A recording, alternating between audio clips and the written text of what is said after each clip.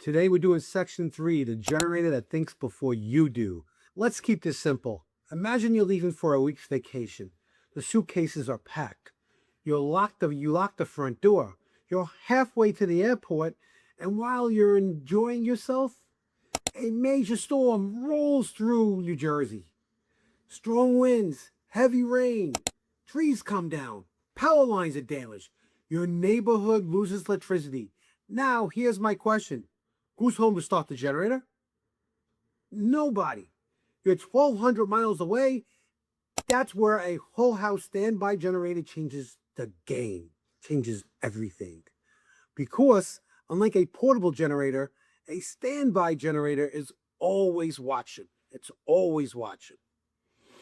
Not literally, but electronically, it's connected to your home's electrical system through something called an automatic transfer switch. Now, don't let the name scare you. Let's keep this simple. Think of the transfer switch like a traffic officer. Normally, it directs electricity coming from the utility company into your home. Everything works exactly the way it should. But the moment the utility power disappears, the transfer switch notices. Within seconds, it tells the generator, we lost power. The generator starts automatically. The transfer switch safely disconnects your home from the utility lines. Then it directs electricity from the generator into your home. All of this usually happens in less than a minute. In many cases, it's just a matter of seconds. You don't run outside. You don't pull on a starter cord. You don't pour gasoline into a tank. You don't string extension cords to the house. The system is designed to do the work for you. What's better than that? Now, I know what some of you are thinking. Does everything in my house come back on? Great question. And the answer is, it depends on the system you choose. Whole house or just the essentials? This surprises a lot of people. Not every standby generator is meant to power every single thing in your home at once. And honestly, not everyone needs that. Some homeowners decide they only want to keep the essentials running. Things like the refrigerator and freezer, air conditioning. During this heat, definitely air conditioning, or at least part of the home, medical equipment, lights, internet and Wi-Fi, security systems, the garage door, sub pumps, a few outlets to charge devices. For others, they prefer a larger system that's capable of powering nearly the entire house. Let's write the whole house, basically. That's the conversation you have with a qualified installer. They evaluate your home, your electrical uses, and your priorities to recommend a generator that appropriately sized. One size definitely does not fit all. Let me ask you something. If your power went out tonight, what's the one thing in your house, the one thing in your home you would want back first? Air conditioning? Your refrigerator? Medical equipment? Wi-Fi? Maybe a coffee maker? No judgment there. Drop your answer in the comments. I'm curious to see what people value most during an outage.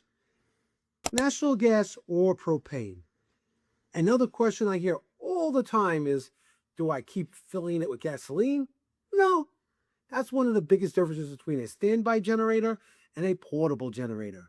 Most whole house standby systems run on either natural gas or propane. If your home already has natural gas service, that's often the fuel source homeowners choose because it's continually supplied through the utility line. There's no gasoline in store, no rushing to a gas station during the storm, no wondering if the station even has fuel left. If natural gas isn't available where you live, many standby generators can operate using propane from a storage tank on your property. Again, the best choice depends on your home setup. And that's something a qualified installer will help you determine. The key point in this, once it's installed correctly, the system is designed to be ready whenever you need it. Wait! It even tests itself. Here's something many homeowners don't realize. Standby generators don't just sit there waiting for years. Most modern systems perform a brief self-test on a regular schedule. You might hear it start for a few minutes once a week. That's normal. It's the generator making sure it's ready if an outage occurs.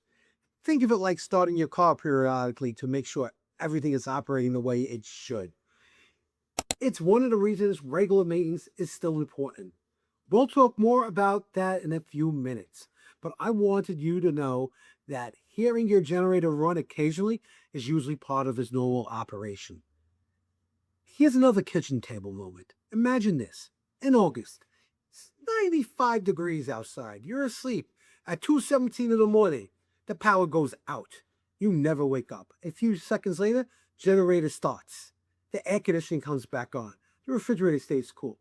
The Wi-Fi reconnects. Your CPAP machine continues running. The clock may blink. You roll over and you go right back to sleep. Simple. The next morning, you find out half the neighborhood lost power overnight. You experienced the outage, but you didn't experience the disruption. That's the peace of mind that many homeowners are looking for. And notice, I didn't say everyone needs one. I said that's why many people begin exploring this option after living through an extended outage. Maintenance. It is complicated. Another question I hear all the time. Do these things require a lot of maintenance? The short answer, like any engine, they do require routine care. Think about your car. You wouldn't buy a new car and never get an oil change, right? A standby generator is no different. It benefits from periodical inspections, oil changes, battery checks, and routine service based on the manufacturer's recommendations. Many homeowners choose to enroll in a maintenance program with the company that installs the generator. That way, someone comes out of a scheduled basis to inspect the system, replaces where items are needed, and helps ensure it's ready when the next outage happens. Always be prepared. For many people, that's one less thing to remember. And let's face it, when you buy something that's designed to protect your home during an emergency, you want confidence that it's ready when you need it to. So, who should I call?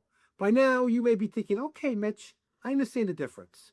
But if I decide I want to learn more, where do I even start? That's the perfect question.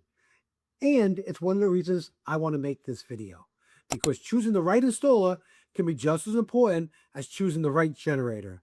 And that's exactly what we're going to talk about next. So in the next video, section 4, we're going to talk about choosing the right generator is only half the decision.